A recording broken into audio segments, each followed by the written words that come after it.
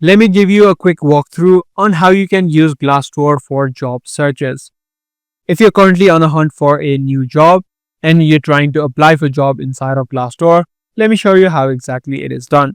You just need to head over to the job section, and by default, based upon what you've already searched or interacted inside of Glassdoor, you're going to see a For You page and you're going to see all of the related jobs that might match you. But if you haven't yet, you can click on the search bar on the top, add in your job title, and then add in your location as well. This way it's going to filter out by location and it's going to show you current job openings.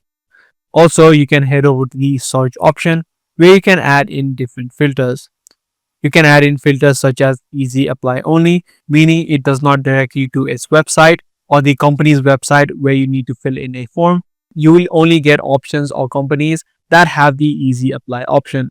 So similar to this, you can also add in other sections or other filters such as remote only, company rating, date posted, as well as a salary range.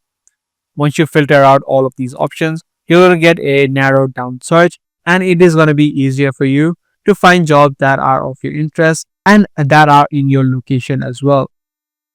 Once you see a certain job that you're interested in, you can just click on it. Make sure that you have uploaded your resume before you click on easy apply.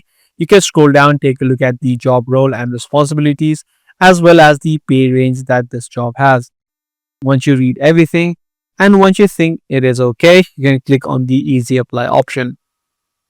So this is the exact way that you use Glassdoor for job searches. If this guide video did help you out, be sure to subscribe and also give this video a thumbs up. That's going to be all for today. I'll see you in the next video.